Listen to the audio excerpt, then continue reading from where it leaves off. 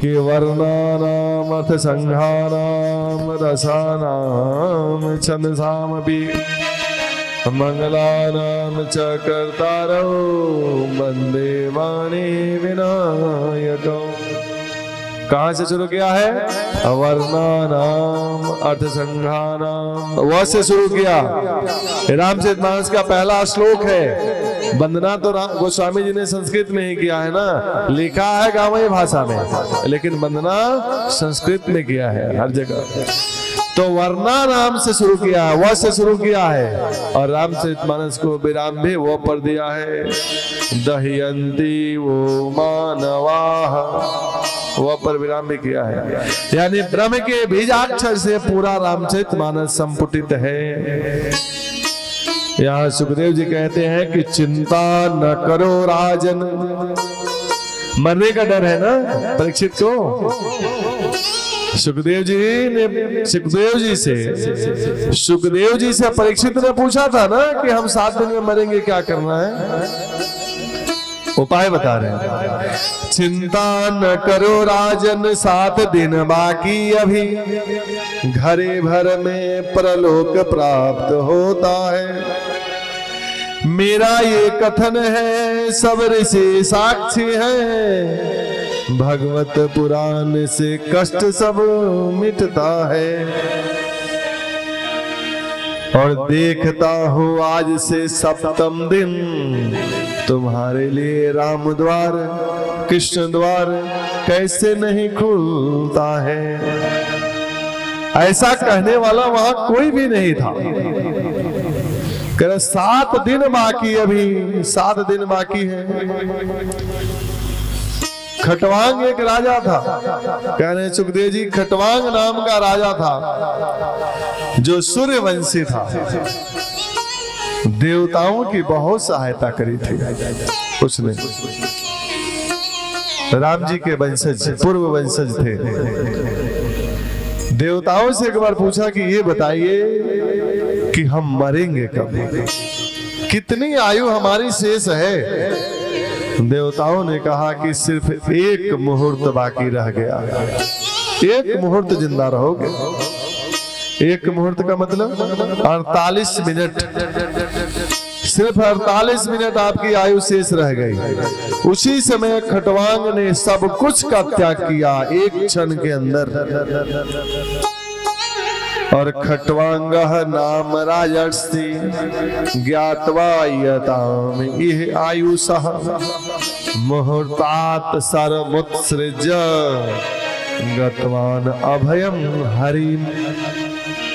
मुहूर्तात् सर्वमुत्सृज गतवान अभयम हरिम। 1 मुहूर्त में ऐसा भगवान का ध्यान किया उन्होंने कि अभय हो करके बैकुंठ धाम को प्राप्त कर लिया। इसलिए हे परीक्षित, तुम बिल्कुल चिंता न करो, 7 दिन तुम्हारे पास है। ऐसा कहने वाला वहां कोई नहीं था, जबकि लाखों वर्ष पुराने ऋषि वहां पर थे। 10-10 हजार वर्ष पुराने ऋषि थे, किसी के पास जवाब नहीं। इसलिए सुखदेव जी को यहाँ कहा गया है कि तत्रा भवत भगवान व्यासपुत्र। ये व्यासपुत्र सुखदेव नहीं आए, मानो कि साक्षात तत्रा भवत भगवान व्यासपुत्र, मानो स्वयं भगवान ही व्यासपुत्र सुखदेव बन के परीक्षित के सामने आ गए हैं। एक ब्राह्मण बालक ने इसी परीक्षित के ऊपर ब्रह्मास्त्र का प्रयोग किया था जब ये मां के पेट में थे। उस समय भगवान ने पेट के अंदर रक्षा करी थी। और आज एक ब्राह्मण बालक ने बानी का वज्र चला दिया है। बाक वज्रम वित्सरजः, बानी का वज्र। तो जब मां के पेट में थे तो अस्त्र का प्रयोग हुआ था, ब्रह्मास्त्र का, अस्त्र का प्रयोग हुआ। तो अस्त्र का काट भगवान ने अपने गदाओं से किया, अस्त्र से किया। और आज एक ब्राह्मण बालक ने परीक्षित के ऊपर वाणी का वज्र चला दिया है, तो मानो वाणी का काट करने के लिए भगवान ही सुखदेव के रूप में पधारे हैं कि वाणी का काट वाणी से ही करेंगे। इसलिए तत्रा भवद भगवान व्यासपुत्रो, मानो आज स्वयं भगवान ही व्यासपुत्र बन के आए। सुखदेव जी कहते हैं कि सुनो, यदि मृत्यु का भय हो तो मृत्यु के मालिक से आप अपना कोई रिश्ता जोड़ लो। क्या मजाल जो मृत्यु आपको निडर किए बिना आपके तरफ देख भी सके, मृत्यु का ज्ञान हुए बिना मृत्यु आपको स्पर्श भी कर सके। तो कौन है मृत्यु का मालिक? गीता में भगवान कहते हैं, कृष्ण स्वयं कहते हैं कि मत भयात वाति वातो यम सूर्यस्त पति मत भयात बरसति इंद्रो दहत अग्नि मृत्युश्चरति मत भयात। मत भयात मतलब मेरे भय से, मृत्युश्चरति जो मृत्यु है ना, मेरे भय से, चरति मतलब चलना और चरति मतलब खा जाना भी। तो मेरे भय से मृत्यु चलती है और मेरे भय से समाप्त भी करती है, खा जाती है। कैसे? कहाँ? कहने दहत अग्नि, अग्नि की लपटों में चारों तरफ से आग लगी हुई हो, चारों तरफ आग लगी हुई हो और उस आग के भीतर जाकर के मृत्यु प्राण खींचती है। अग्नि में अंदर प्रवेश करके मृत्यु प्राण खींचती है। क्यों? मेरे भय से अग्नि में भी प्रवेश करके काम करती है मृत्यु। और कहा कह रहे हैं कि बरसती इंद्रो, प्रलय कालीन बरसात हो रही हो, मूसलाधार बरसात हो रही हो, जिसमें व्यक्ति घर से बाहर नहीं जा सकता हो, और उस बरसात में भी मृत्यु मेरे डर से जा करके प्राण खींचती है। तो जो मृत्यु प्राण खींचती है, प्राण लेती है, तो मृत्यु किसके डर से काम करती है? भगवान कहते हैं कि मत भयात, मेरे भय से काम करती है। तो मृत्यु का मालिक कौन हुआ? मृत्यु का मालिक हो गए श्री कृष्ण, क्योंकि वाणी उनकी है। तो मृत्यु के मालिक से आप अपना कोई रिश्ता जोड़ लो, क्या मजाल के मृत्यु आपके ऊपर डोरा भी डाल सके, निडर किए भी ना देख सके। देखिए, हम सब लोगों को डर तो एक ही चीज का रहता है, मरने का। मन में अगर किसी को डर है तो सिर्फ मरने का डर है, जबकि सबको पता है कि मरेंगे जरूर।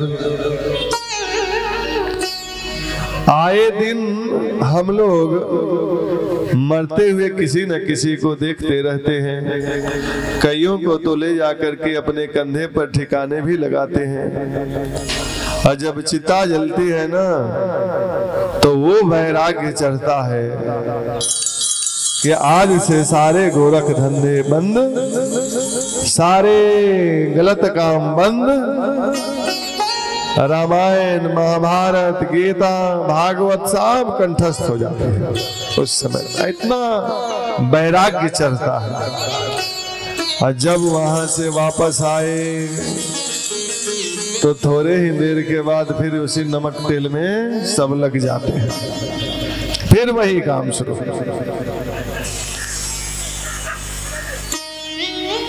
यक्ष ने युधिष्ठिर से कई प्रश्न किए थे,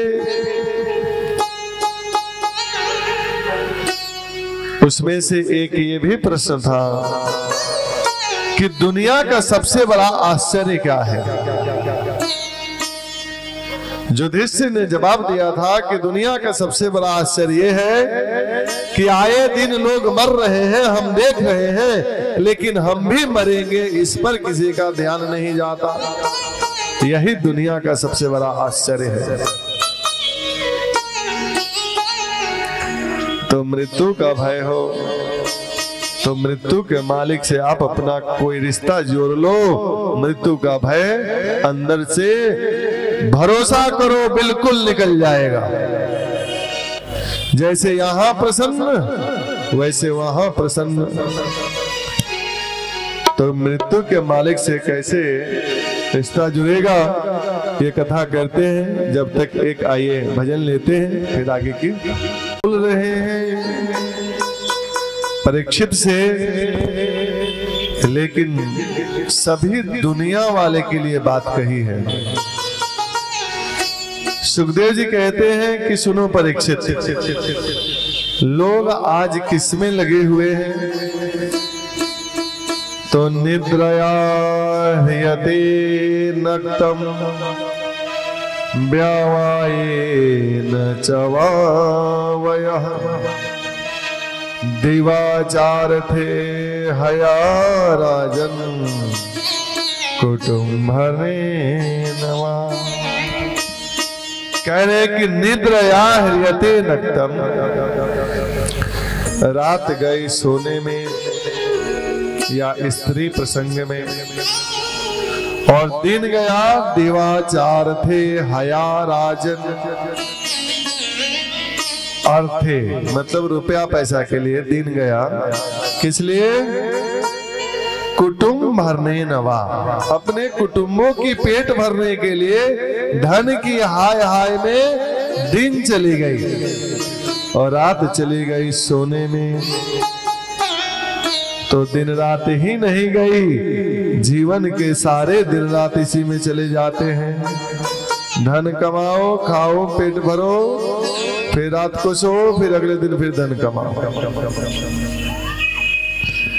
किसने भेजा है, क्यों भेजा है, भेजने का मतलब क्या है, उस पे तो ध्यान ही नहीं जाता। टाइम कहाँ है कथा सुनने की, भगवान के मंदिर जाने की, भगवान का माला जपने की, भगवान का नाम लेने की। अरे जिस भगवान ने इतने सुंदर सुंदर शरीर बनाए, अगर हमें चिट्ठी बना दिया होता, हमें गधा बना दिया होता, तो हम भी बहुत मेहनत करना पड़ता। घोड़ा बना दिया होता तो पता नहीं कोई खिलाता कि नहीं खिलाता, चार ऊपर से और बैठ जाते, मार चाबुक दौड़ो। भगवान ने मनुष्य को बनाया है और जो जानवर हैं, जितना भी मनुष्य को छोड़ करके जो जीव हैं, उनकी क्या दशा है, कितनी परेशानी है। जब मनुष्य जीवन में इतनी परेशानी आप लोग महसूस करते हैं, तो उनके जीवन में कितनी परेशानी होगी। भगवान ने कबहू की कर करुणा नर देही, देत इस बिनु हेत स्नेही। देत इस, ईश्वर ने हमें ये शरीर दिया, जबकि हम लोगों को सबको पता है कि सबके अंदर भगवान है, सभी जीव जंतुओं में भगवान है। ईश्वर अंश जीव अविनाशी, अचेतन अमल सहज सुख राशि। ईश्वर का ही अंश जीव है। और भगवान कृष्ण ने भी इस बात को कहा अर्जुन से। अर्जुन से भगवान ने कहा था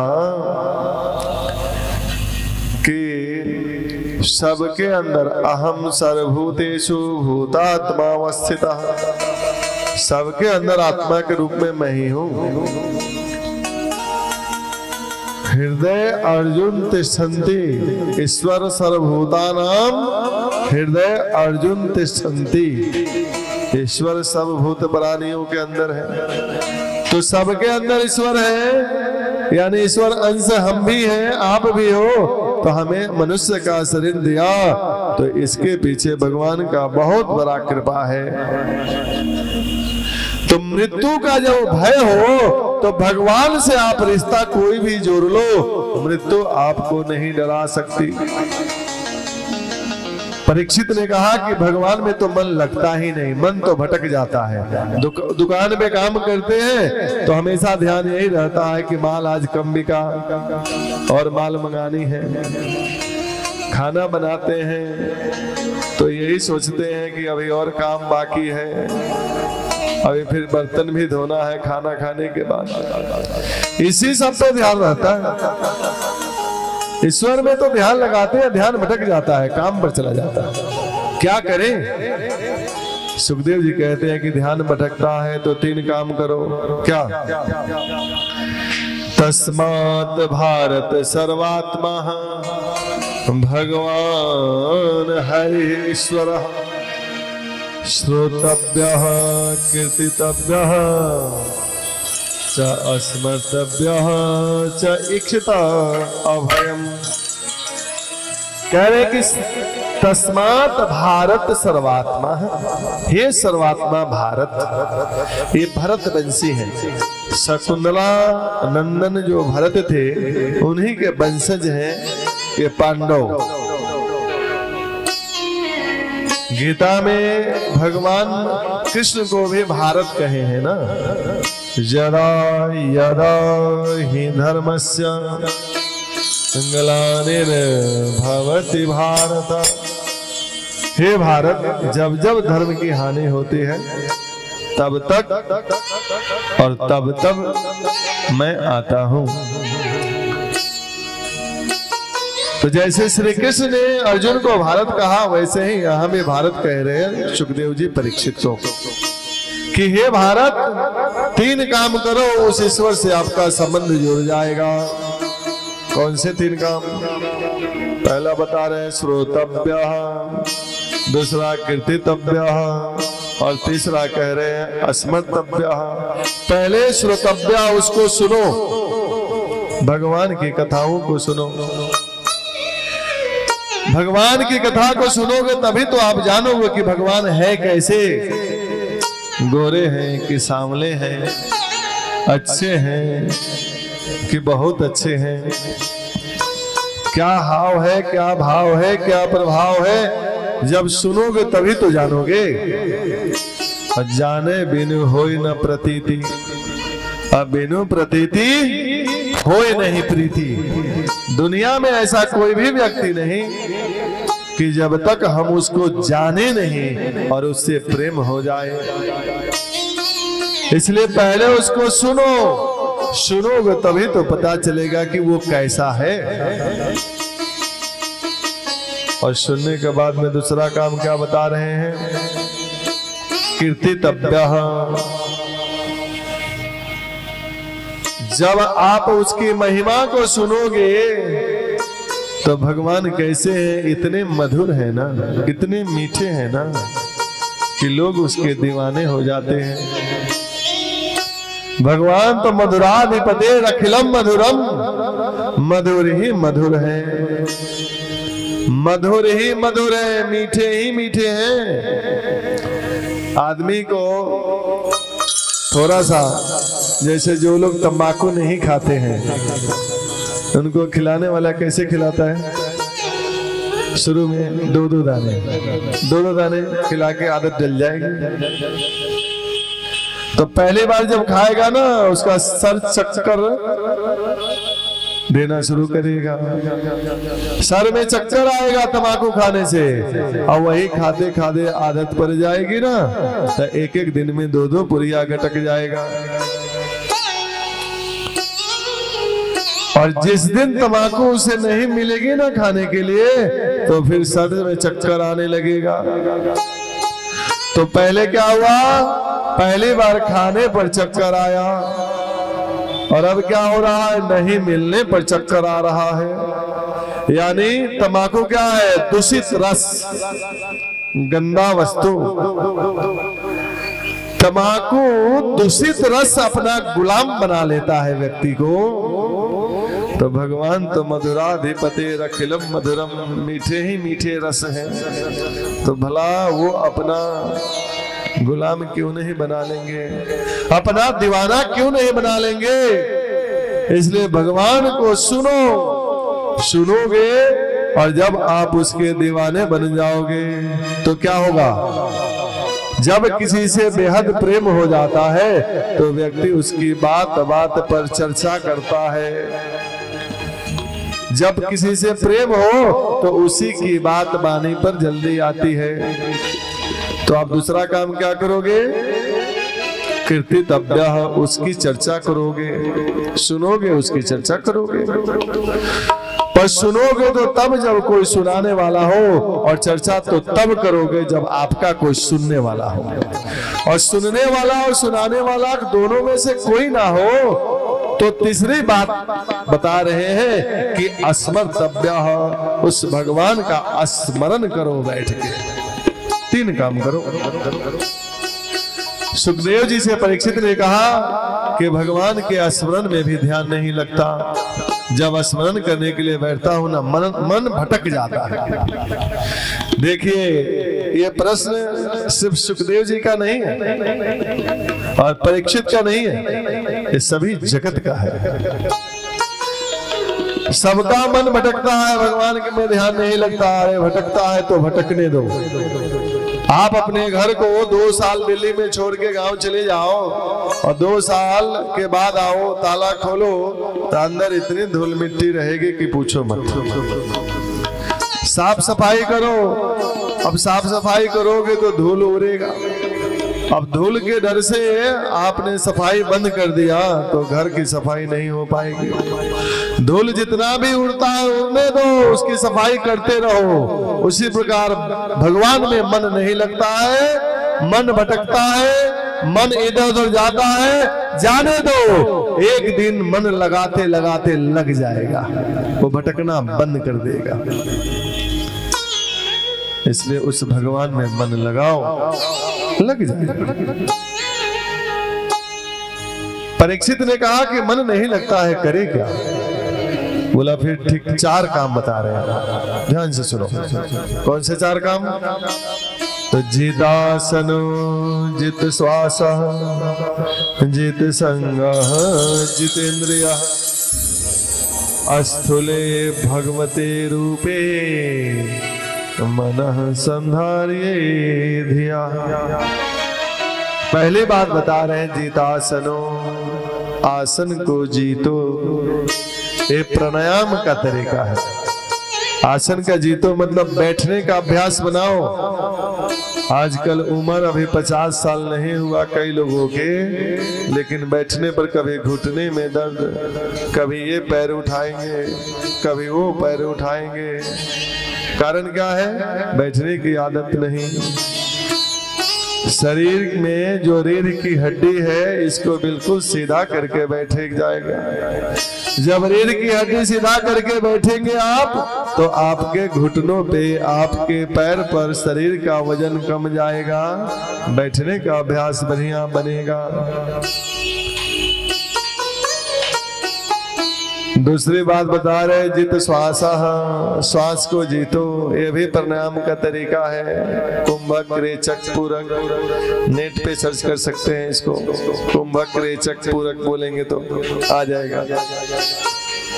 एक नाक के छिद्र से सांस लेना, दूसरे से छोड़ना, बीच में थोड़ा रोकना सांस को। इससे सांस पर नियंत्रण हो जाएगा। और तीसरी बात बता रहे हैं, जित संग, संग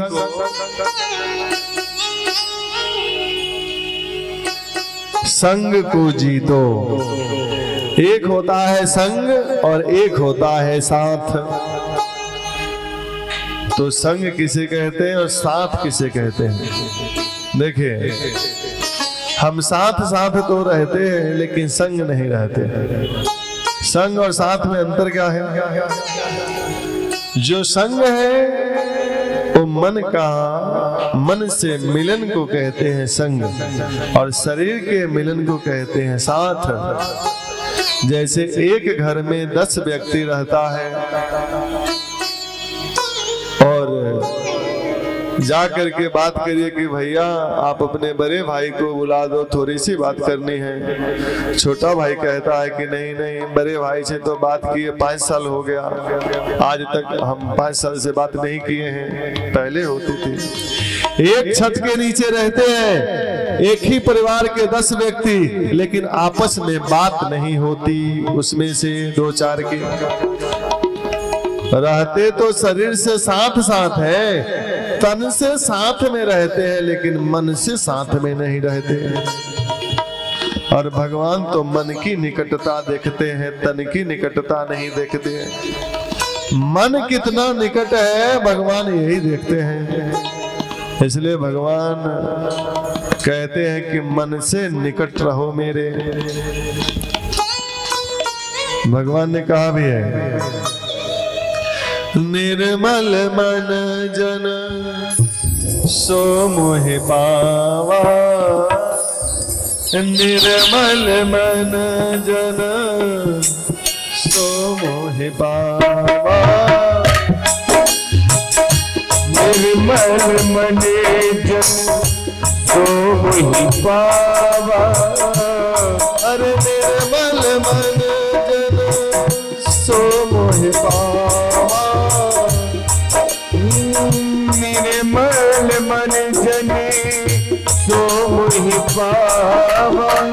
मोहे कपट छल छिद्र न भावा, मोहि कपट छल छिद्र न भावा, मोहि कपट छल छिद्र न भावा।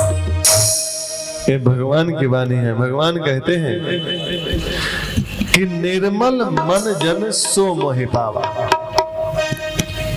निर्मल का मतलब समझते हैं? कोई व्यक्ति इसमें बताए निर्मल, नाम तो बहुत सुना होगा निर्मल। निर्मल का मतलब जिसके मन में मैल ना हो उसे कहते हैं निर्मल। भगवान कहते हैं कि निर्मल मन जन सो मोहि पावा। जिसके मन में मैल नहीं है वही व्यक्ति मुझे पा सकता है, वही मुझे भाता है। तो मैल कैसे पता चलेगा कि मन में मैल क्या है?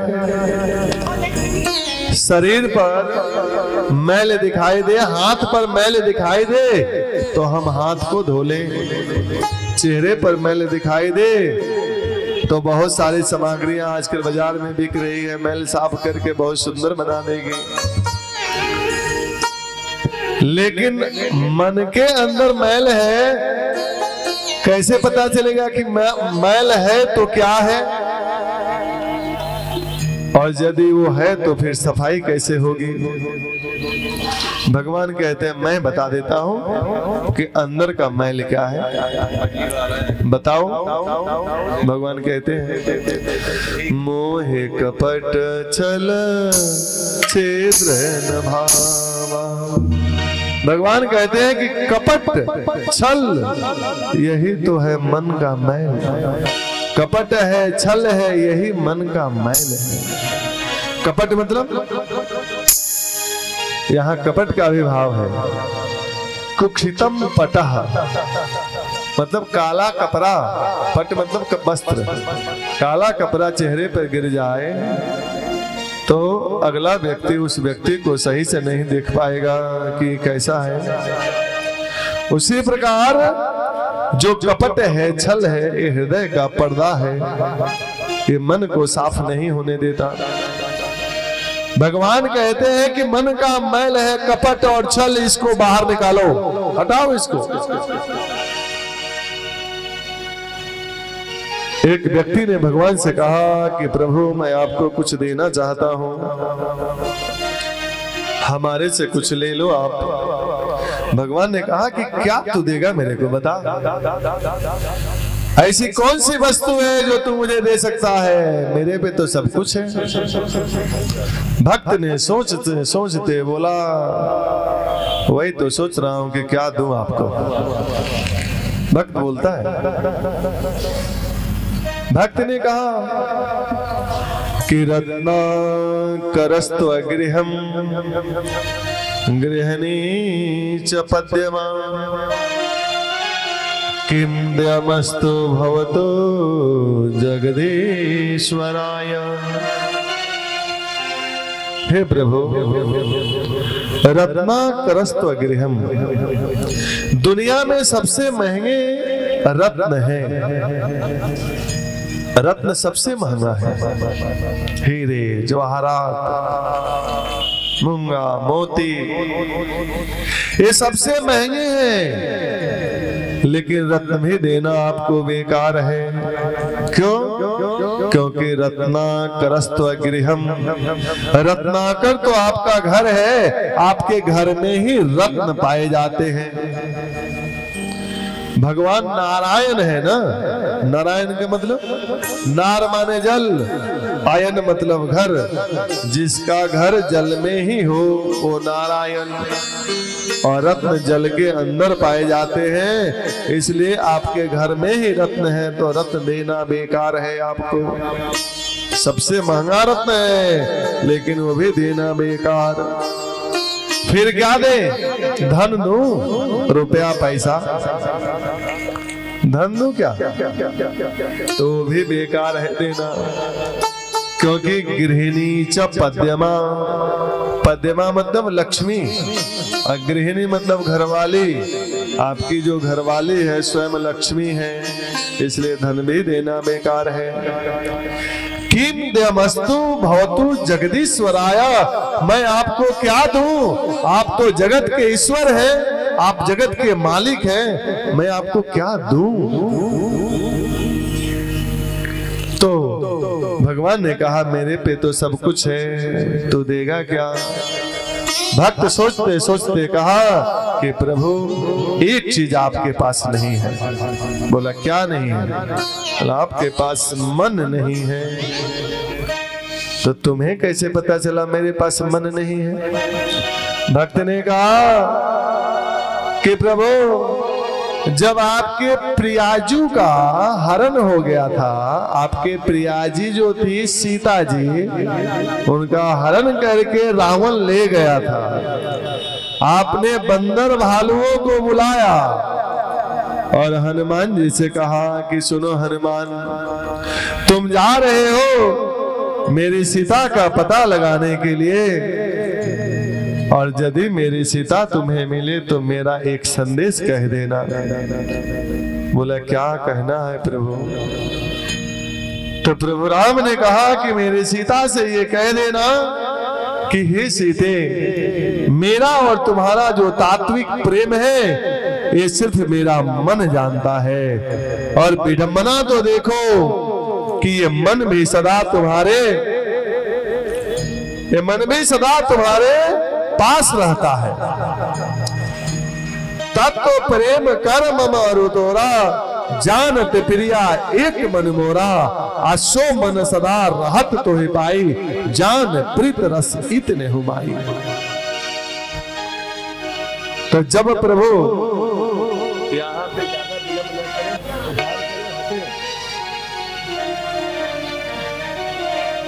हरिओम। मन ही देवता मन ही ईश्वर, मन से बड़ा न कोई।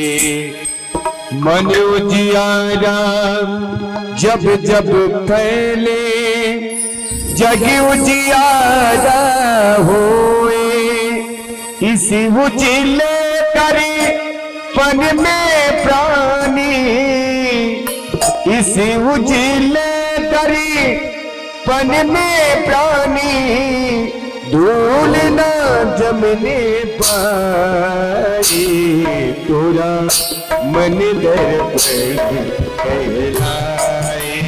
ओ तोरा मन दर्पण कहलाए।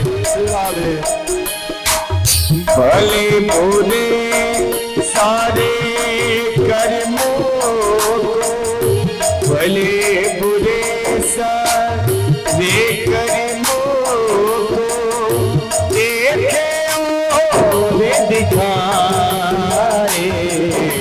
तोरा मन दर कहलाए, तोरा मन दर कहलाए।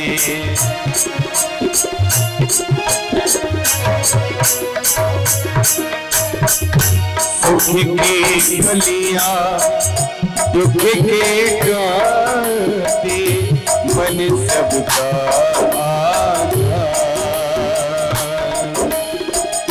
मन से कोई बात छुपे ना, मन के नैने हजारे, जग से चाहे भाग ले कोई, जग से चाहे भाग ले कोई, मन से भाग न पाए, तोरा मन दर कहलाए, तोरा मन दर कहलाए, तोरा मन दर